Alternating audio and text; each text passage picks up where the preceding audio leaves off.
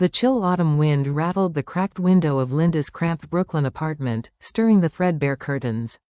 Outside, the rain slicked the streets, cold and relentless, but inside the dim yellow glow cast long shadows over peeling wallpaper and a sagging couch.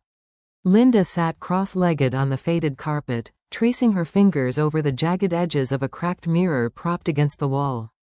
The mirror's ornate frame was rusted, and the glass fractured like spiderwebs, a relic she'd bought that afternoon at a flea market for $10, ignoring the mocking whispers of onlookers. They laughed when she bought it. "She's throwing money on junk," one vendor sneered. "Can't even see your face right," another snorted. Linda didn't care. There was something about the mirror that spoke to her, a promise, or maybe a warning. For years, Linda had been invisible to the wealthy Grants family she worked for, cleaning their sprawling Manhattan penthouse.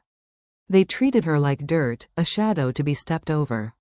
But tonight, staring into that cracked glass, something inside her shifted. The mirror shimmered faintly in the candlelight, fracturing the reflection of her tired face. For a moment, Linda saw something else, a flicker of a hidden door behind the Grants' library bookshelf. Her breath caught. Was the mirror showing her a secret? The next morning, Linda woke with a strange energy. She shoved the cracked mirror into her battered backpack and slipped out before dawn, the city still cloaked in fog and silence. At the Grants' penthouse, the usual sneers awaited her. Evelyn Grant barely looked up from her phone as Linda scrubbed the marble floors, and Richard Grant's cold eyes followed her like she was a ghost haunting their pristine home. But Linda wasn't the same invisible woman anymore. The mirror had shown her something powerful. And she intended to find out what. That evening, after the Grants had retreated to their lavish bedrooms, Linda returned. She moved silently through the darkened halls, the cracked mirror tucked beneath her coat. The library door loomed ahead, its polished wood gleaming faintly in the moonlight. She hesitated, heart pounding, then pushed it open. Behind a row of bookshelves, just as the mirror had shown, was a narrow door, almost invisible. Linda's hands trembled as she turned the knob. Inside was a small room filled with papers, ledgers, and computer drives, evidence of secrets the Grants had tried to hide. Her eyes widened. This was more than just a job. This was a chance, a weapon. Linda stepped inside the hidden room and shut the door softly behind her. It smelled of dust, old money, and rot. A single light bulb flickered overhead, revealing rows of steel filing cabinets, a vintage safe, and a desk cluttered with folders marked confidential in thick red ink. She ran her fingers across the papers. Financial statements, shell company registrations, tax evasion records, offshore accounts, names, codes, payoffs. This wasn't just rich people's secrecy, this was criminal. She took pictures of everything with her cracked phone, heart thudding so loud she could barely hear her own breath. If she played this right, she could destroy them. But she wasn't interested in just destroying them. She wanted to own them. The next morning, Linda called in sick. She didn't go back to the penthouse. Instead, she took the photos and the mirror to a rundown diner in Queens where her old friend, or ex-friend, Nate Williams worked. Nate used to be a programmer before a drinking problem cost him his job. Now he flipped pancakes for construction workers. She dropped the photos in front of him. "Can you dig into this stuff?" she asked. Nate raised a brow. "Where'd you get this?" "I cleaned for the Grants." He looked over the images again, his smirk disappeared. "Holy shit, Linda. This is big. I know. You're not just planning to leak this, are you?" Linda leaned in, voice low. "I'm planning to own them." Nate stared at her like he wasn't sure if she was insane or brilliant.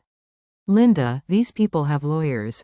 Real ones. The kind that make people disappear. You sure you want to play this game?" "I've been stepped on my whole life," she said calmly. "This time, I'm playing for blood." He nodded slowly, eyes narrowing. "All right, I'm in." Over the next 2 weeks, Nate worked around the clock. He hacked into private accounts, decrypted emails, and uncovered a paper trail leading straight to the Grants' most damning secrets. Embezzlement from a veterans fund, political bribes, fraudulent charities. It was enough to bury them, or buy leverage.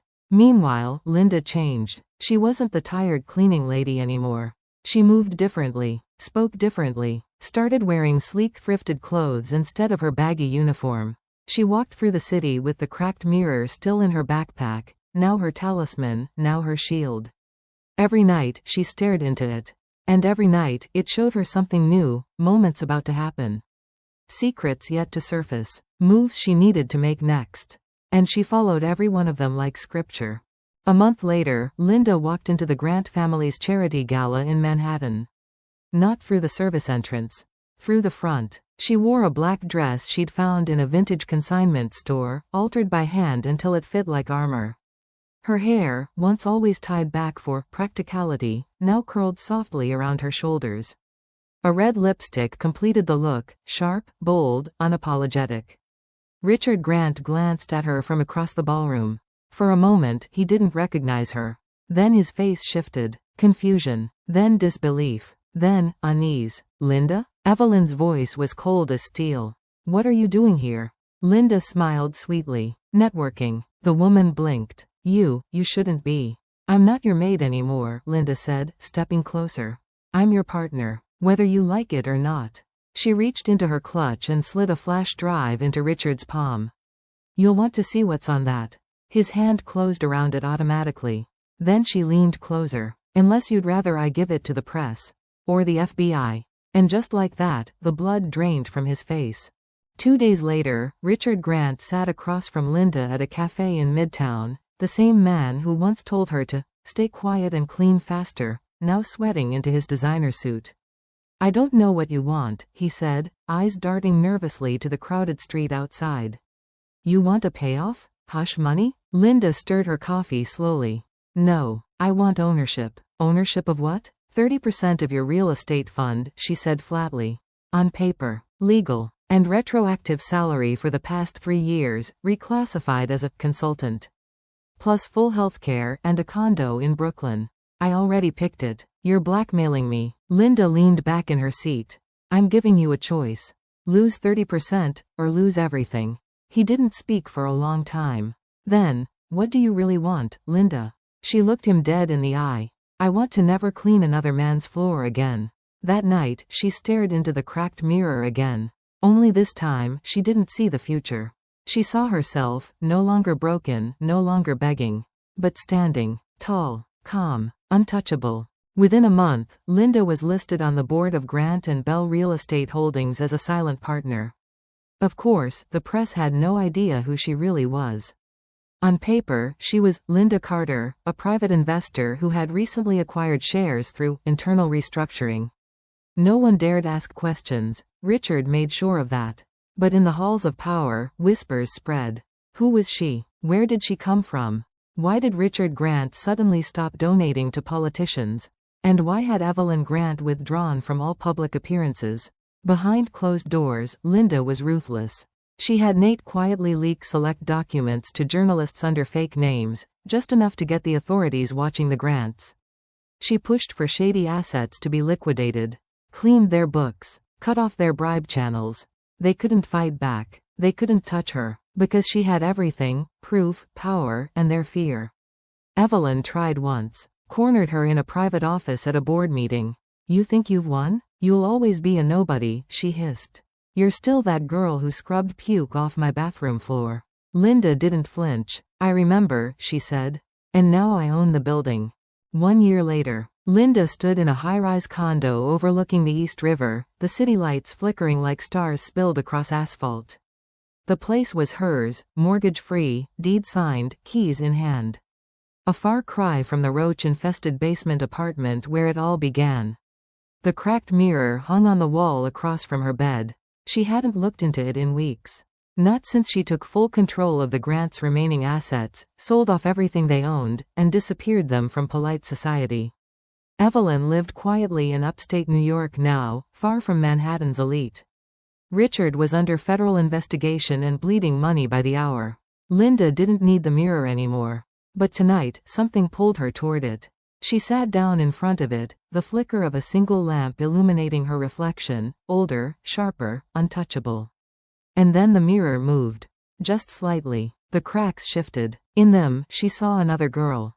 Poor. Broken. Cleaning a stranger's toilet in Detroit. Then another. Waiting tables in Alabama. Abused. Silent. Then another, a receptionist who'd been taken for granted, laughed at, ignored. The mirror wasn't showing her future anymore. It was showing her successors. The cycle, the curse, or maybe, the opportunity.